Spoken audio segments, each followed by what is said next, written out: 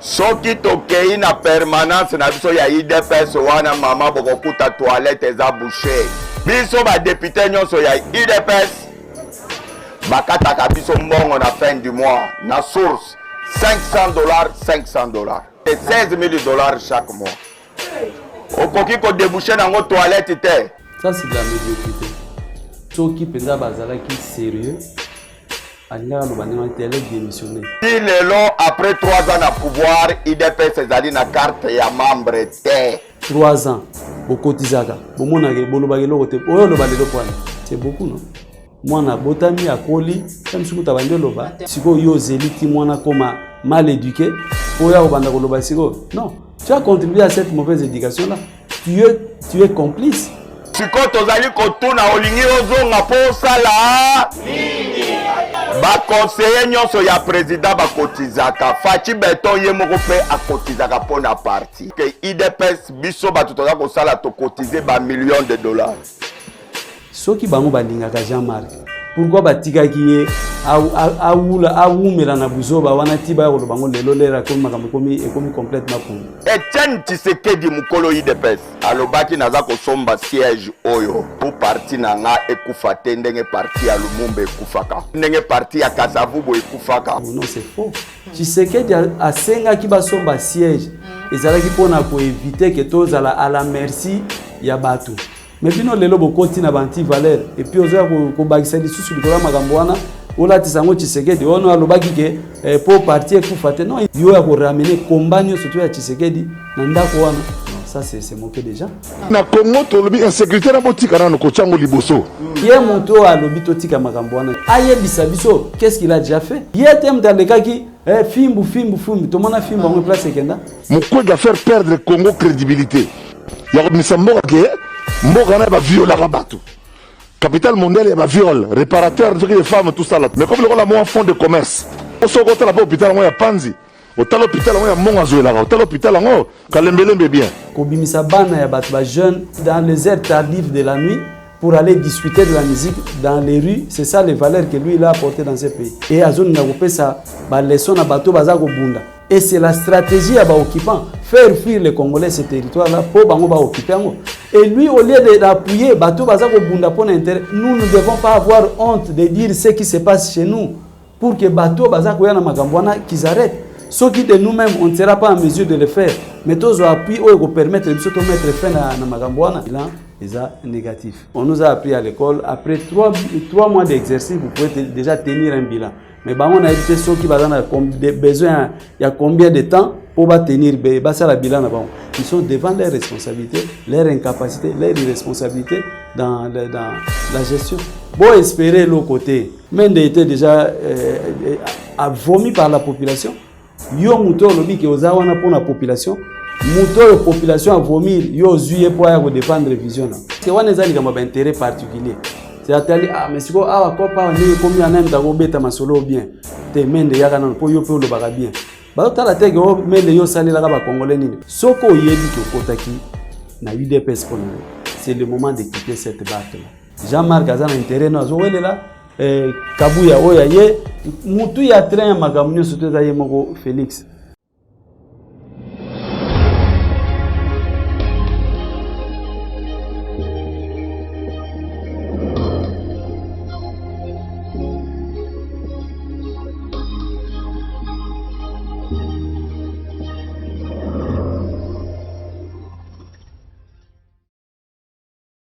Bandeko Balandi, appelez Claire Télévision, la chaîne de vérité, la chaîne qui vous informe en temps réel. Mbote Nabino, vous allez belé. Baebozui Libaku, ya Kola, normalement Joël Kombe, Mukolo Mwadelo, na numéro ya émission vérité de tous côtés, ya Sika Oyo. Vous allez ne sengo ya Kokota na banda Kunabino, na mona mboka Yves Lissambo, azali moko ya bayi IDPS le peuple, o ezali kokama bongo na mona mboka Valentin Moubaki, azali national adjoint chargé à communication na kati ya IDPS le peuple et le monaye ndeto kosola mboka na kati émission na biso ya mukolo mwalelo. Sans plus tarder, na pesi matondo mingi na yo popola yombo. Zwami si ma caméra, merci na Cordo puis ma frico pe na Joël Gonago, chasseur d'images. Sans plus tarder, to kopusa na pembeni ya mona mboka Yves Lesambo, tozwa bilan nini bango bazali kosala na ngambo ya IDPS les peuples. 3 ans déjà, Félix Antoine Tshombo Tshisekedi na bokambi ya mboka na biso, tokolobela yango, tokozwa réaction na ye komona lelo, bien que Félix Antoine Tshombo Tshisekedi alobaki ete mboke kufa kala, mais kasi baye oyo na maloba na ye bazali supposé koboma mboka bayango wana nde bazali bongo pembeni na ye. Tomoni nomination ya Lambert Mende na mutu ya Union Sacrée oyo ezali vision na ye, tokolobela yango. Mais aussi Maye Paul Chilumbu asili koloba en rapport na bokambi ya Jean-Marc Kabunda na kati ya IDPS les peuples kondongwana wana lelo tokomi na IDPS décision finale bango na ngambo ya IDPS les peuples bazali komona yango ndenge nini. Et puis tokosukisa na ba propos ya Zakari Bababaswe contre les docteurs Denis Mukwege azali bongo prix Nobel en rapport na insécurité na partie est ya République démocratique du Congo. To posani déjà pembeni ya mwana mboka Yves Lesambo mbote na ye. Mbote Mama Joël et sengo mingi ya koya na plateau na yo comme d'habitude ko partager o ezali ba intérêt ya Congo et puis ya ba Congolais parce que nous l'UDPS le peuple, notre motivation, notre nourriture, c'est l'intérêt du Congo et des Congolais. Voilà, l'intérêt du Congo et du Congo des Congolais, boni santé, il y a IDPS les peuples et puis boni président Valentin Mubaki Mikolebele, babomona eti. Te santé za malamu, le président Valentin Mubaki se porte aussi bien. Il comme je l'ai toujours dit, Azako continue ko sala musala oyo ya yebi, oyo charge ba père fondateur ba tikela qui est par le biais ya Etienne Tshisekedi doit azali ko incarner ba valeur ya combat na biso. Donc il continue à faire ce travail là parce que ayebi que to komi na temps fort oyo ye esengeli ya mema bana ya UDPS na pouvoir ndenge ba père fondateur bandai ko espérer pour l'intérêt ya ba Congolais nyon surtout et ya Congo. Voilà, merci beaucoup mon mboka Yves. Bilan nini vous allez ko sala na ngambo ya IDPS les peuples lelo déjà IDPS to benga ngona nganga IDPS to longoli les peuples d'abord, to longoli IDPS les peuples, to longoli IDPS Chibala, to longoli IDPS décision finale. Mais bilan au bino bandeko ya IDPS vous allez ko sala en rapport na bokambi ya Félix Antoine Tshombo Tshisekedi azali pe moko ya ba IDPS bien que na ngambo ya IDPS Tshisekedi.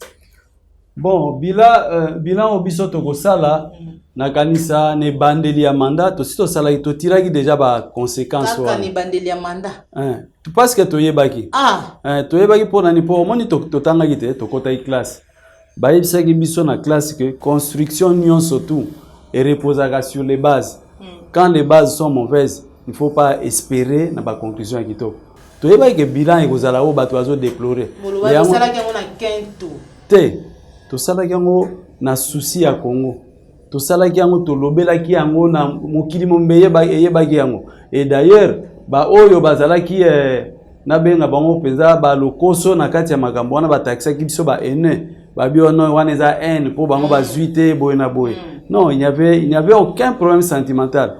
Na bande kona to wele lolo côté à part Congo to wele la nini basi mbongo ni te na UDPS batangisa ki biso intérêt à Congo na ba Congolais et je crois c'est le dernier message que Etienne Tshisekedi a laissé aux Congolais, avoir l'amour du Congo et des Congolais. C'est ce que nous on nous a enseigné.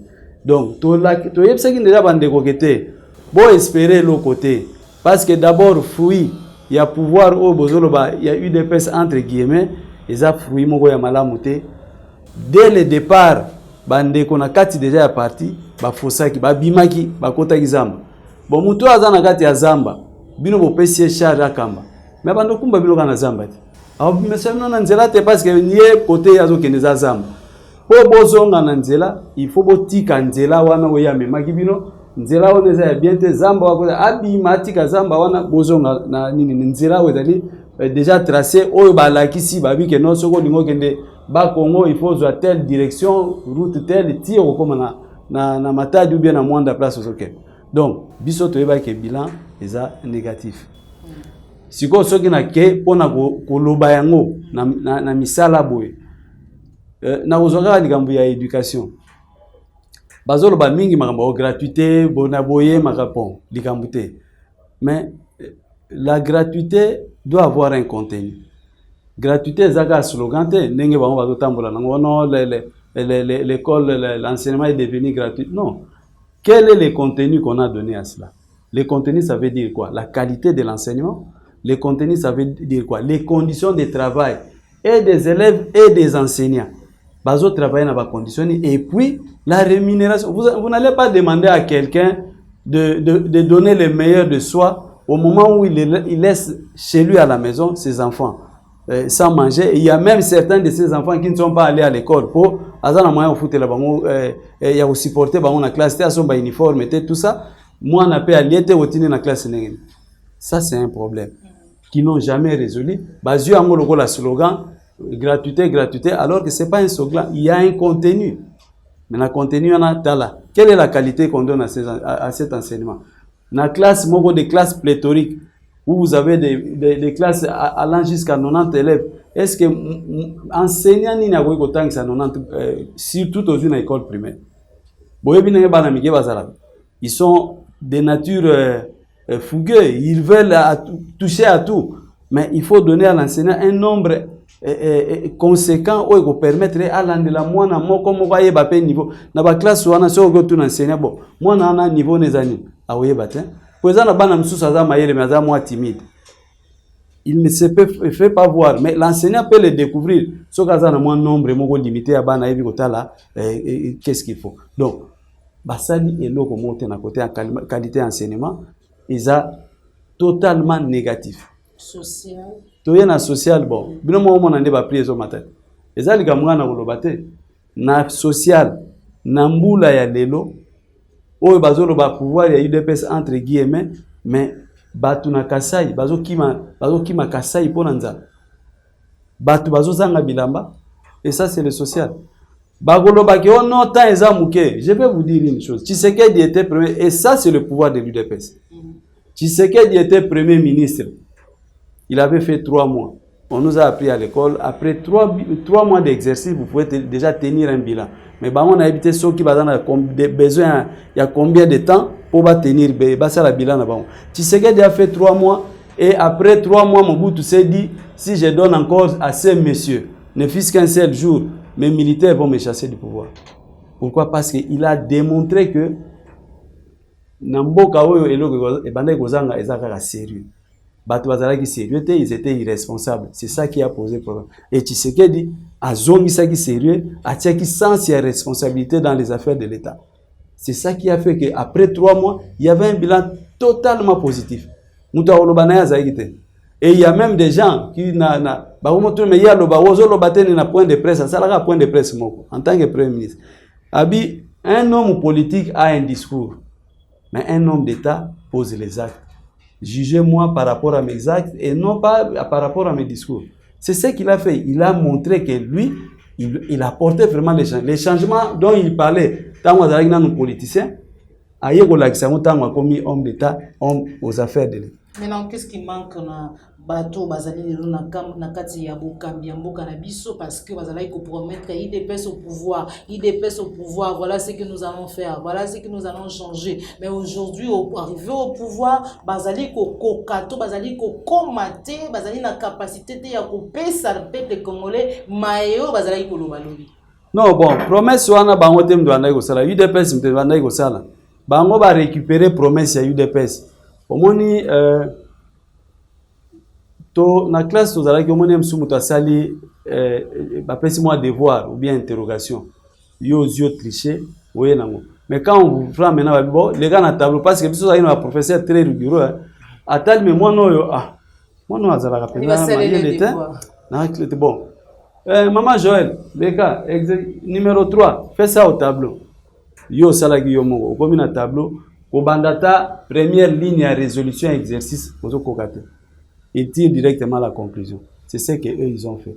Tant que makambouane zako salama. Et salama kana kukute. Makambouana, la préparation à ce qu'on doit faire. Et ça, la réunion où on partage les idées.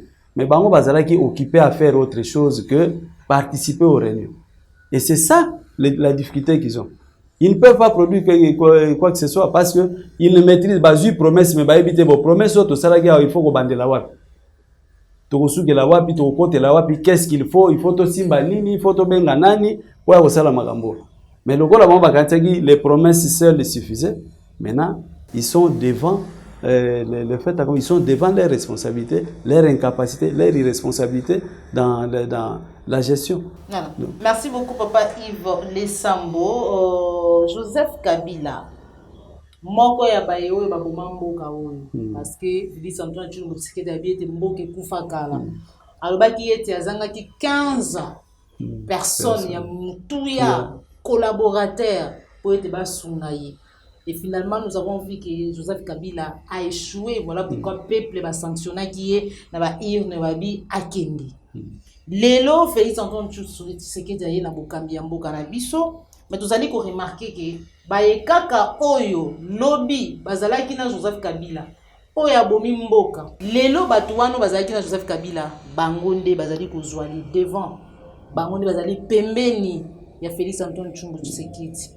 Et bien na bango bazalaki kutu na ba sanction internationale. Et bien na bango bazalaki rejeté par le peuple. Lelo bakomi pembeni na ye. Bako travailler na ye. Est-ce que bako sungaye pour être réussir quand même mandat na etikani na 2 ans parce que déjà là tout allez comme on a Lambert Mende, ancien ministre de la communication, porte-parole du gouvernement, topé à régime, il y a Joseph Kabila, Lelo, porte-parole, il y a Union Sacrée, Oyo, Bissot était vision et chef de l'État, réactionnaire. Maman Joël, Balobina français, qui se ressemble, s'assemble. Soromoni Batu Oyo, Bazako Yoka na kukangama isika moko, ndenge wana mikolo ebele, cela veut dire baza ndenge moko. Bandeko wana bazalaki na UDPS mais baza bato ya UDPS. Parce que l'UDPS c'est un état d'esprit. L'UDPS dans son ADN, il y a l'intérêt du Congo et des Congolais. Soki yo oza kotia au devant ba intérêt parce que wana ezali kama ba intérêt particulier. C'est-à-dire ah mais siko awa kopa ndenge komi ana mtako beta masolo bien. Te mende yaka nan po yo pe lo baka bien. Ba tala teke o mende yo salela ba Congolais nini parce que c'est là qu'il devait partir. Bon toni to zoyo po yawa, c'est ce que Tshisekedi avait fait na gouvernement na. Bo pesa nga 3 ans. Abandi kotala muto asala mabe muke po muto aza parfait azate mais muto asala mabe mukie o to ko travailler pour que mabe wana enuire ba Congolais te. Or critère wana pas na bango ezate. Critère na bango ezali yo lo bagabie yo oyebi ko jaser fort yo grand l'homme verbe facile tant yo go ya ko lo ba muto contredire yo azate. Parce que ils a rappelé une sorte de monologue moko yo lobi ok muto contredire. Mais tout le monde a payé bateau babi que bako contredire dans ba émission contradictoire bako mo beta mino. Donc en fait ezalaki kaka ezaka pona ba intérêt personnel nde bazongisi wana. Ndenge na lobi qui s'assemble se ressemble. Bazan ndenge moko.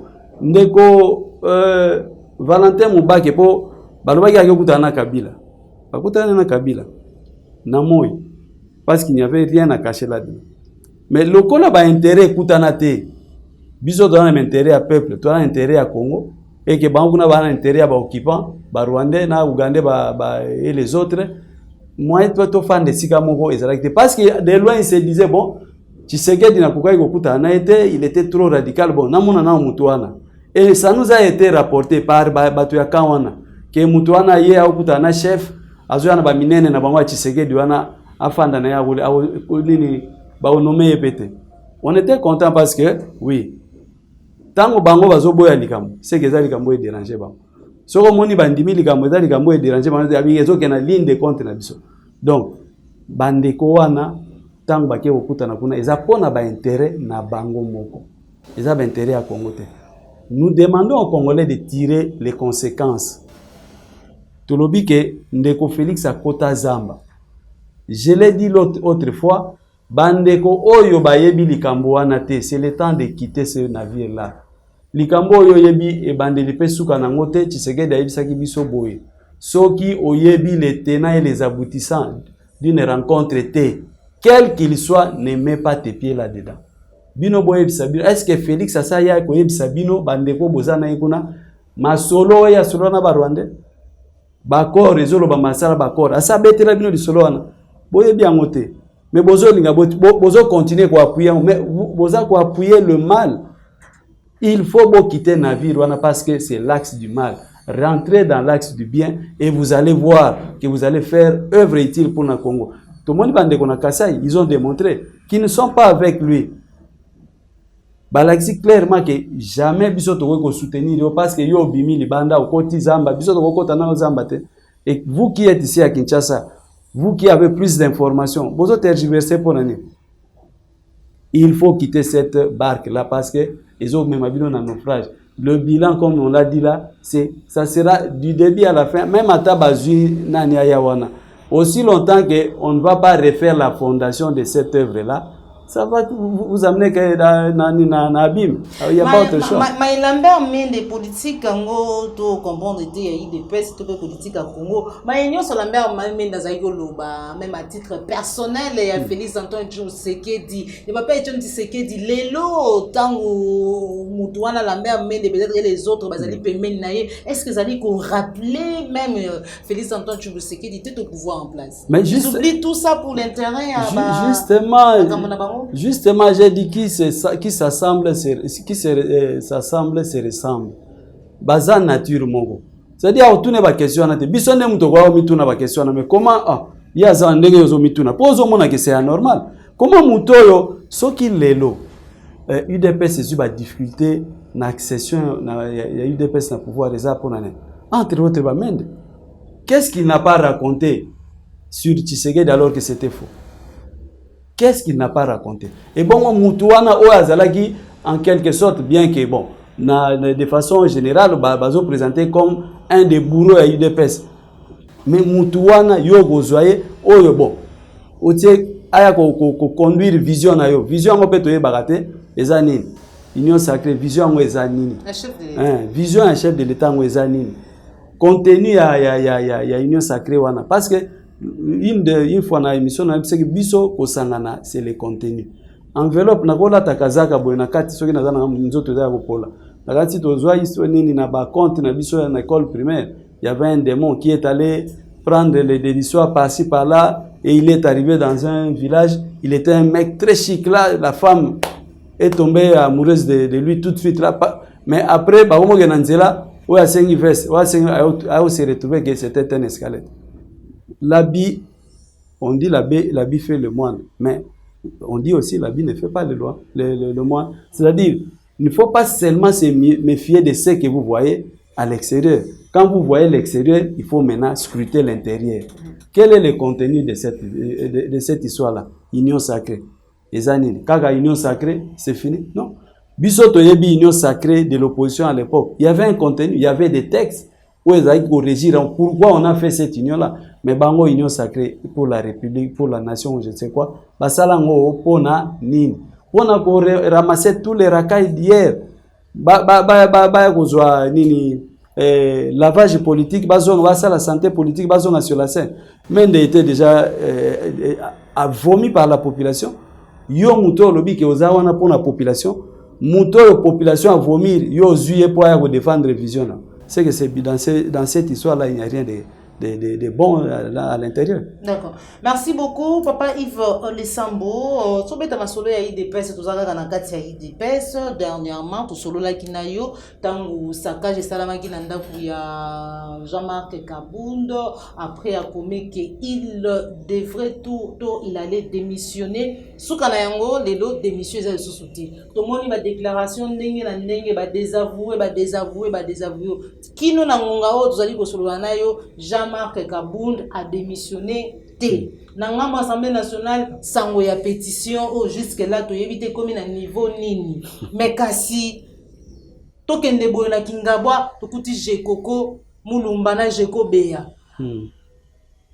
affrontement salamina IDPS décision finale ba ko benga yango nini au peuple a ko retenir lelo parce que jusque là Jean-Marc n'a pas démissionné na IDPS mobimba na IDPS Tshisekedi pe a démissionné té a longwete na présidence ya parti bien que ba militaire bazali ko senga a démissionné conseil ce qui exécutif et salami Augustin Kabouya lobi que nota que ne ko pesa na rapport na hiérarchie ya parti. Qu'est-ce qui se passe? Que pouvons-nous retenir? Bon, je vais vous dire simplement ceci.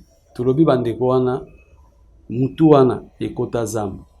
Congolais nyo sotu o ayebi alinga ki Etienne Tshisekedi. O ayebi alinga ki ba père fondateur ya UDPS. O bandima ki ko se sacrifier. Ba renoncer na ba privilège ya pouvoir. Parce que misupe bazonga na bango. Mais tozo zwa ba o ba tikalaki. Babi ke biso to renoncer na ba privilège wana pour l'intérêt ya Congo. Biso to renoncer na ba privilège wana pour na intérêt ya ba Congolais. Mutu nyonso to ayebi ki akotaki na UDPS pour na eloko wana. Na bandeko nyonso to bakoyi sur le champ de bataille. Andimi abi ke bonga na kufa po lobby ba Congolais ba kozala bien, Congo kozala bien. Soko oyebi ki okotaki na UDPS pour na, c'est le moment de quitter cette barque là. Oyo nyonso to anezo lakisa ezali ba intérêt égoïste. Jean-Marc azana intérêt no azo welela Kabuya oya ye mutu na mutu azana oya soki muninga monia au marché na plaque bande na ye atie mo makelele amende nino koti awa. C'est comme ça. Et mutu ya train magamunyo soto zaye moko Félix. Vous avez na ba texte ya UDPS ndenge sala. Bino bosi bomona autorité morale na kati ya UDPS. Président AI na kati ya UDPS. Asalaka plus de 3 mois.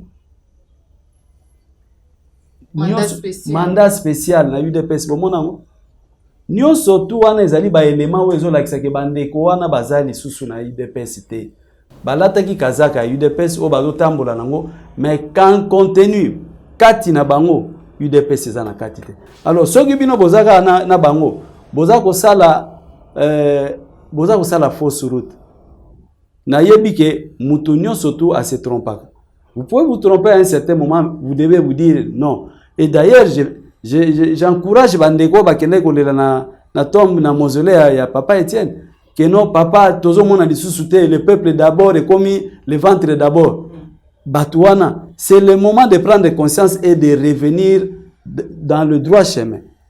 Le IDPS décision finale Jean-Marc Kabundu Baye il peut père fondateur ton ndengeni pour apparemment pour bati balape baya qui basa pezali IDPS on dit gâteau moko boyo mutu na mutu okata kiteni na ye.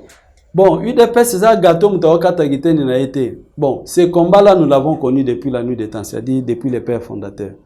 C'est ce que toutes les dictatures ont toujours voulu faire. Mais la seule chose importante où il y a ces mots au Congolais, c'est que le père fondateur, par le biais d'Etienne Tshisekedi qui a incarné ces combats-là, ils ont tracé et formé les gens. Et c'est ça la survie de l'UDPS. Motonio surtout à Zokansake, UDPS s'est trompé parce qu'il y a des gens sûrs, des gens de valeur qui ont été formés pour continuer le combat. Et ça va continuer. Ce travail-là, les occupants, ils ont compris que Etienne Tshisekedi na UDPS, obstacle, moins de progresser dans ma campagne. Il faut faire un effort pour que to casser na nous Bon, pour un premier temps, ils pensaient que ils avaient réussi. Maintenant, ils sont en train de se rendre compte que non, ils ont échoué. Pour l'année, parce que le dernier voyage à Félix, je crois qu'ils vont réfléchir plusieurs fois. Tous ces gens qui ont, il y a une délégation qui vient du Bas-Congo. Et ils nous ont rapporté des merveilles. Que non, non, les gens, drapeau, et même nous-mêmes, tous qui na Kinkole, le dimanche passé, on a eu une réunion là-bas. Quand on installait les drapeaux, il n'y a pas menacé bateau ba drapeau. Mais on a dit bino baba kimbo que c'est koufi. Boya otena na c'est la vraie. Batel nani bon. Te botia awa oyo botika ngo etika la libela. Poto lingi bato lokuta wate. Donc s'ils pensaient qu'ils avaient tué l'UDPS, ils se sont trompés. L'UDPS vivre parce que l'UDPS a une mission d'autres fois, je t'avais dit, spirituelle et physique. Sur le plan spirituel, aussi longtemps que va briser à monter, l'UDPS va continuer. Et aussi les Samoussala, ou Essengela Kessal.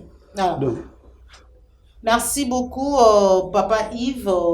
Tozali Gagananga Mouya IDPS, qui professeur Paul Chilumbu. Par rapport à Maïbazali qui reproché Jean-Marc Kabound, la déclaration mon qui Mikolelega qui awa Toyoka qui va reprocher pour être akinde qui na date le 8 mars 2019 na kingakati bipai wapi akinde qui yemoko ndeko s'auto proclamer informateur mais kasi na ba accusation na éviter to ba dénonciation to pe ba reproche bazali ko sala Jean-Marc Kabound to qui professeur Chilombo ba été gestion d'abord, il y a IDPS Kaka. Député Nyons. Tout le monde député, vous allez vous cotiser, y compris le président de la République, $16,000 chaque année. Et pendant 3 ans, IDPS Azali déjà dans le pouvoir, ceux qui va comptabiliser contribution, ils allaient $600,000. Mais quasi, dans le cas de IDPS, bassier, toilette bouchée, tout on se retrouve tout à l'heure. Yango yo pouvoir yango zowela nango pour 3 ans au sali nango. Soki tokei na permanence na biso ya IDPS wana mama bokokuta toilette eza bouchée. Wana tozali koloba makambo ya solo mais tozali na pour biso ba député nyonso ya IDPS bakataka biso mbongo na fin du mois na source $500 $500. Tozali 32 députés ezali kosala kaka pour la biso ba député $16,000 chaque mois. Okoki ko déboucher nango toilette te. Soki tosali 3 ans tosali na pouvoir biso kaka ba député topesi contribution na biso $600,000. Mais ti lelo après 3 ans na pouvoir IDPS ezali na carte ya membre te. Est-ce que ezali soni te? Siko tozali kotuna olingi ozonga po sala nini? Ba conseiller nyonso ya président ba kotizaka Fachi Beton ye moko pe akotizaka pona parti. Mapangu soki totali mapango na changu awa à partir ya ba 50,000, 60,000, 80,000 tokozwa lopango. Pona nini IDPS bato bazali kokamba parti bakoki kosombela ta fédération lopango te. Alors que IDPS biso bato toza kosala to cotiser ba millions de dollars. Etienne Tshisekedi mukolo IDPS alobaki naza kosomba siège oyo pour parti nanga ekufa te ndenge parti ya Lumumba ekufaka. Pour parti nanga ekufa te ndenge parti ya Kasavubu ekufaka. Voilà réaction na yo mon amboka Yves. Maman Joël, eza soni. Ça c'est de la médiocrité. Nakanisi soki penda bazalaki sérieux. Alinga lobanenga télé démissionner. Yé Paul Chilumbu. Yé moko il devait démissionner. Parce que non, parce que oza ko accompagner likambo ya malamu te ya malonga te. Oza ko accompagner bateau babimi na nzela ba kotizamba. Pourquoi makabambongo anezomona te? Parce qu'ils sont dans la brousse. S'ils étaient dans le droit chemin, bambongo wana balinga bayeba eke wapi basali na ngoni basali. 3 ans bokotizaka. Bomona ke bolobake lokote. Oyo lobalelo poani. Ça on devait biso na UDPS tozela na situation ya laisser pourrir te. Soki likambo salami lelo papa yaka pesa biso compte likambo 3 ans, c'est beaucoup non? Moi na botami akoli même si kuta bandi loba maternelle bandi pe classe siko yo zeliti mwana koma mal éduqué pour ya obanda koloba siko non, tu as contribué à cette mauvaise éducation là, tu es complice. Yé ayebi ke na commis député. Nazo pesa parce que ça droit na été. Oui. Nazo pesa chaque jour chaque mois 500 président de la République bango bon. Nous surtout wana ba conseiller tous ces gens là. Po biso bato toza na haine to lingaka bango te. Bon bango mutu batondi na bolingo. Balobi ngana sali bilenga mwinda balobi na biso na bilenga mwinda soki olingaka ngai yebisanga vérité. Soki bango balingaka Jean-Marc pourquoi batikaki ye awumela na buzoba wana tiba ya bango lelo lera comme makambo komi complètement pourri. Non, ça ce sont des querelles internes, il y a ba intérêt na bango. Lui aussi veut se retrouver au soleil pour aller à Patel. Ah, mais il est pas lié moi trop bon moi c'est ça. Parce que c'est normal. 3 ans, moi je donne mon argent, nazo fungola pe mon côté. Pourquoi réunir ba combattant dès les premiers mois il y a cotisation bon, tout ça combien autant président on a déjà $150,000 par exemple. Ou plutôt $1,500 par exemple. Ah bon, tous ans courant ah ça bien été. Il faut $500 par mois na source. Donc on suppose que chaque mois ça n'a pas moins de $2,000. Oui. Bon, ba yebisa ba ko tuna biso te bango moko. Fallait to bon to $2,000 to ka biso ba député. Bo sali na ngonini bino bato bozo kamba parti. Opportunité 2 ans, 3 ans, oui ko tuna pona nini po likambu ya kerelo ebimi jeep batobola ki bapine non wana ko ba intérêt particulier privé toyoki alobi makambo ya siège yebisa biso na mukie siège ya IDPS ezwa mandenge ni na lingaki pena chite penza nde wana parce qu'il faut qu'on dise la vérité nayoki alobi o Tshisekedi asombaki siège pour alboya ki ke parti ekufa lokola parti ya Lumumba ya Kasavu. Non, c'est faux. Non. Tshisekedi a senga ki basomba siège. Ezalaki pona ko éviter que tozala à la merci ya batu. Apesi bino sika soki mene bolongwe. Parce que soko zui na histoire ya UDPS. Okomona ke on a passé plus de temps à l'extérieur que dans les bureaux. Pona nini? Bozalaki awa babotoli bino mukolo sika msusu aboyi. C'est ça. Donc tobandaki ko évoluer plus à l'extérieur que dans le bureau parce que on nous empêche. Mais au moins ça fait du bonheur des Congolais. C'est anzete wana. Les Congolais se sont retrouvés et les Congolais avaient de l'espoir. Est-ce qu'aujourd'hui les Congolais on peut dire que ba Congolais bazan espoir na bato baza ko na liboso? Non, pas d'espoir. Et c'est comme ça que Tshisekedi a sengaki na ba fédération extérieure avant hier à Kouf. Il faut que le parti ait un siège pour tous à la sous exposé à la merci à Batouté. Et l'UDPS c'est un état d'esprit.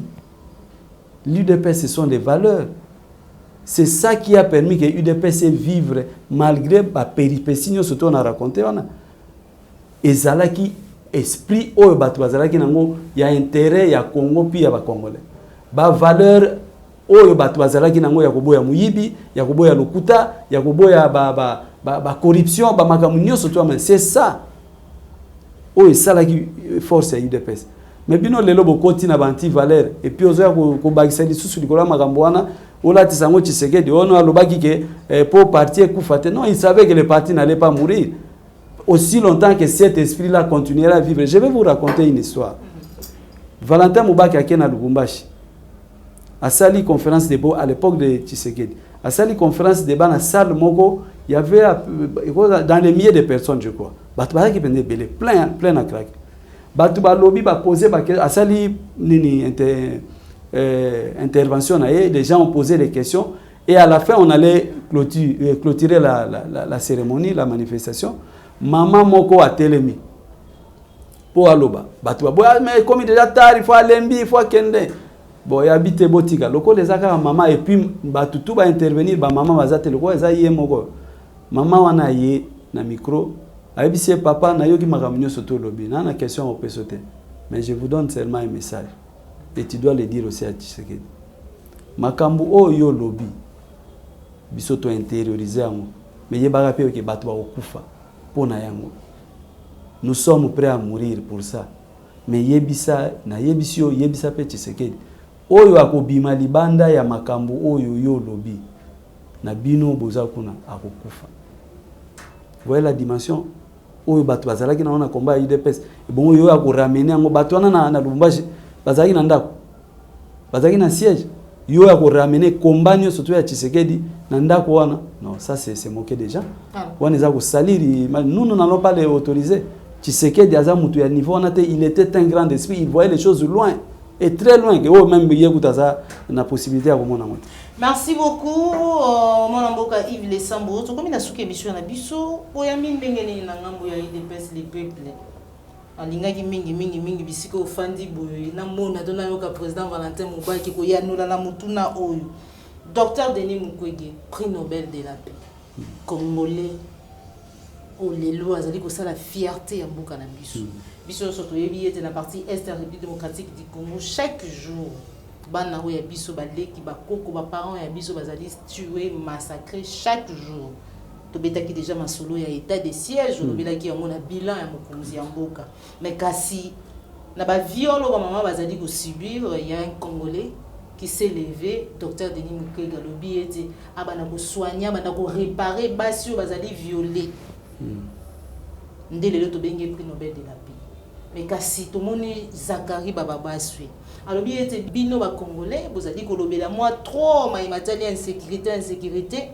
Atangi kombo ya prix Nobel de la paix Denis Mukwege alobi ete par ricochet azali moko ya batu oyo bazali ko diminuer ko bungisa tope ko kwesa crédibilité ya mboka na biso par rapport na insécurité, l'homme qui répare les femmes, RDC comme on dirait pays à viol, tout ya nini ezali on dirait ce qui tolandi makanisi na ye ko kimisa bapaya na kati ya mboka na biso to ko boya ete mboka na biso kota na ba dimension na Paris.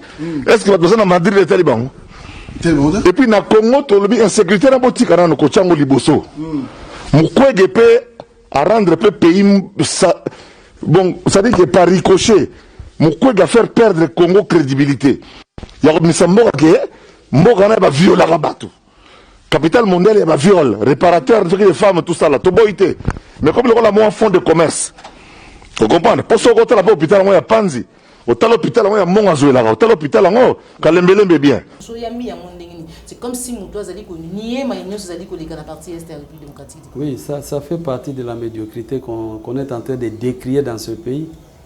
Les valeurs positives, les valeurs de ces pays ont toujours été combattues. Et je vais, Nagolobaboye, dictature, ezala dictature,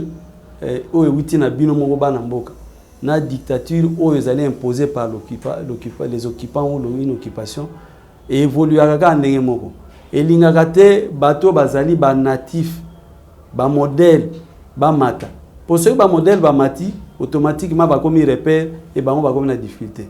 Leur objectif c'est de détruire tous ces repères là. Basala on a Tshisekedi lui qui parle de honor image, qu'est-ce qu'il a déjà fait pour soigner l'image du pays? Kobimisa bana ya bato ba jeune dans les heures tardives de la nuit pour aller discuter de la musique dans les rues. C'est ça les valeurs que lui il a apportées dans ce pays. Et à zone ngakopé ça ba leçon na bato bazako bunda pona ba mabe o ezako sala manamboka. Madame, est-ce que oyebi sur le plan culturel le fait à violer moi si na SSX ça représente? Lui, je crois qu'il est de ces côtés-là, sur une bonne sanité, mais au moins il est congolais, il peut s'informer. Na est qu'on a moi si on va violer, c'est une rejetée de la société. Mais quel est ce parent qui va accepter que sa fille ou sa femme ou bien ni azala exposé? Pour moi, on a violé mutaoba la yazat. Moi, on a violé à commis rusé à toute la société. Et c'est la stratégie à occupant, faire fuir les Congolais ce territoire-là pour ba occuper. Et lui, au lieu d'appuyer, le Rwanda, si aujourd'hui, na faveur de la communauté internationale, c'est parce qu'ils ont fait le lobbying alors que ce n'était pas totalement vrai ce qu'ils ont présenté. Mais ils ont su attirer une certaine sensibilité na poto. Oh, et ça dit que bon, ce que le lobby Rwanda a été keba. Mais nous ne devons pas avoir honte de dire ce qui se passe chez nous pour que bateau qu'ils arrêtent. Ceux qui de nous-mêmes, on ne sera pas en mesure de le faire. Mais tous appui ou permettre de mettre fin à Namagambouana et on ne peut le faire que ceux qui tozo lobang. On peut y arriver que ceux qui tozo de moto à l'obito tika Magambouana. Je ne vais pas citer des noms. Je vous ai dit l'autre fois, ngai bato baza na médiocrité. Na ninga la publicité na bangote pour wana na to la publicité na. Ce monsieur là qui a dit que non, aye bisabiso, qu'est-ce qu'il a déjà fait? Yete mtaleka ki fimbu to mona fimbu en place kenda. Yete mtaleka ki afingi akumisi nini Joseph lobby après a changé a commis ko s'attaquer maintenant il n'est plus avec a commis non, ça c'est de la médiocrité. Nazo senga na ba congolais que nous devons tirer les conséquences de ce qui se passe. C'est-à-dire quoi? L'avenir nous appartient. Le fait que l'avenir nous appartient, nous avons l'obligation de prendre des décisions.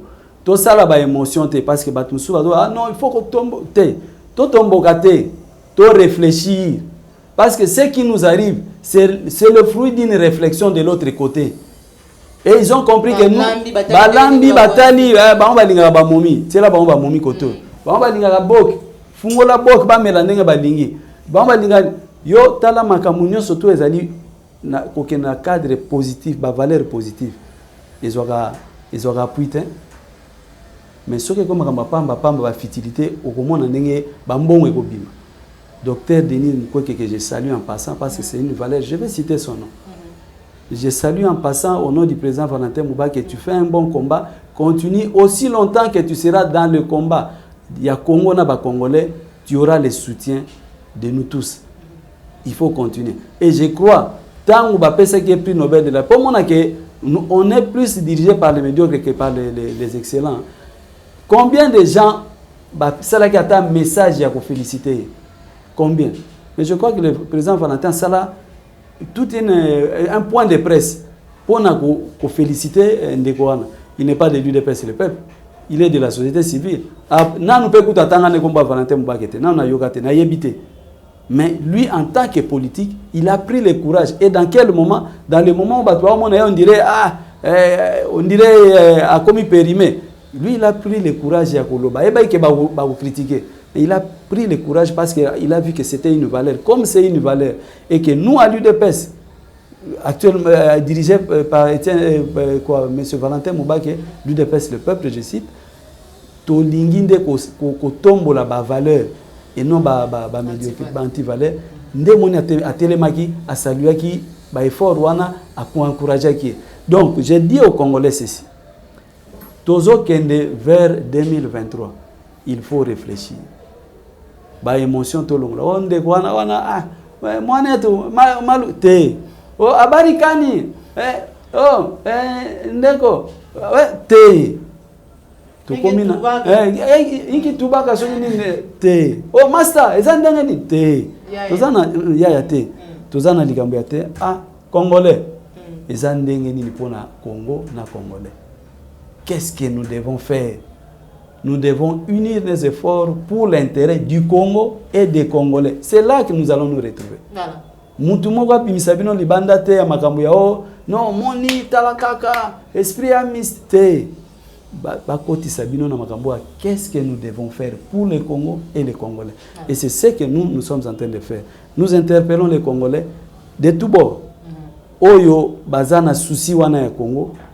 Il faut que tu travailles pour l'intérêt du Congo et des Congolais. Merci beaucoup et Sengeli to travailler pour l'intérêt du Congo et des Congolais. Malouba, il y a un monamboka Yves Lessambo, Azali Bongo national adjoint, chargé de communication. Nakati ya IDPS les peuples Azali Bukambama na monamboka président Valentin Mubake. To comme na suki émission na biso, o ezali ko sangisa biso ezali mutu ya kolega o ezali ko kabola biso, o ezali ko sangisa biso ezali Congo. Mais kaso ezali ko kabola biso ezali ba intérêt personnel. Ezali ba raison na biso ya ko exister to pe ya kozala. pour na biso moko mais kasi sengeli to linga Congo to bunda pour na mboka na biso mboka onzamba pesa biso mboka o ba parents ba koko batikela biso mabele ya Congo nde to kabwani awa mais kasi ya muto kabwana complètement na kopesa maloba lisusu na mona mboka Yves Lesambo pour taper sa message na ye ya suka en rapport na émission na biso moko le mona mboka maloba. Merci Maman Joël na pona maloba ya suka na koloba boye ya liboso le 1er février. Na le 15 février tozana ba événement mibale ya minene po ezali lié na existence ya UDPS. Ndeko nyonso oyo alingaka Etienne Tshisekedi wa Mulumba.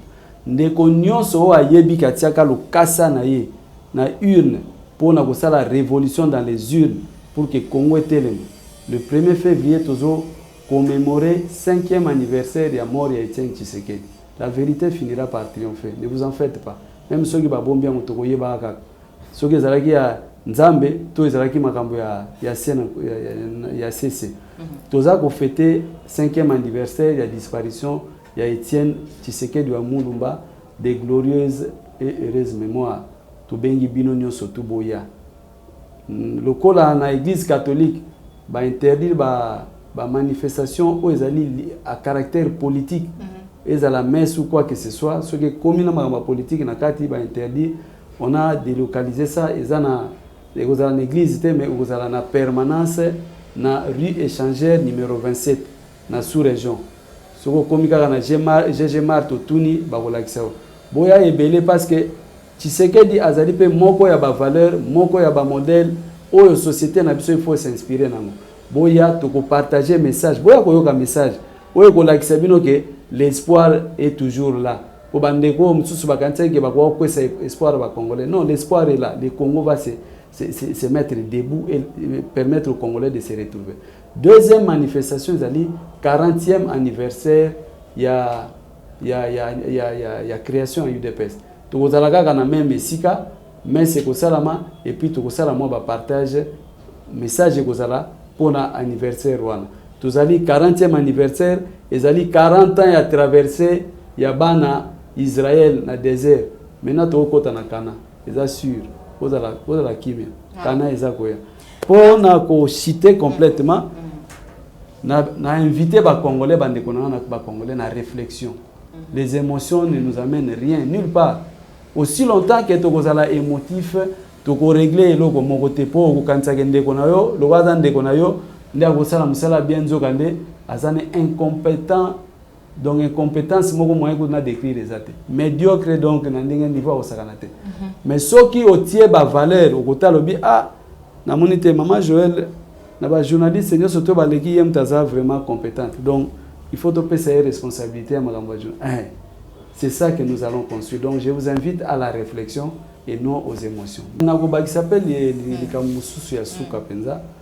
Moni chaîne oyo eza ko permettre de partager na bino makanisi ba émotion te me makanisi parce que yemo pas un émotif te yango moni to yaka epana yepo akotuna o question sans embarras donc vraiment naza ko senga bino bo s'abonner vraiment na émission pour bo soutenir pas tant vous s'abonner vous permettez aussi à l'émission de vivre donc abonnez-vous à cette émission c'est vraiment une bonne chose pour l'intérêt du Congo et des Congolais. Merci. Merci beaucoup, Papa Yves Lesambo. Merci, na Popo Layombe, aux hommes qui ma caméra. Cordo Pimafikou, Joël Gona, gauche, chasseur d'image. Merci à Jacques Makabou, Jean Bembi West, Papa Alphonse Sala, Papa Lorambo, Papa Laura Bongoza, Ndeko Dominique Sanal, Félix Mbatika, Moma Bokubank, Papa Simon Bionko, P. Christian Bopate, les référendums. C'est pas une émission, like et partagée. Dembala Liboso, Landa Bisso, Kogo Sanate, Kosabone, le dernier Papa Yves, Tupé, moi Namboka, Yves Lesambo, Bouti Koloba, Tukuta Dibomo Malasima. Mais apparemment, on peut essayer numéro de téléphone. Bon, mon numéro de téléphone c'est le plus 243 82 22 39 128. Je reprends. Plus 243 82 22 39 128. Okay. Merci, au revoir.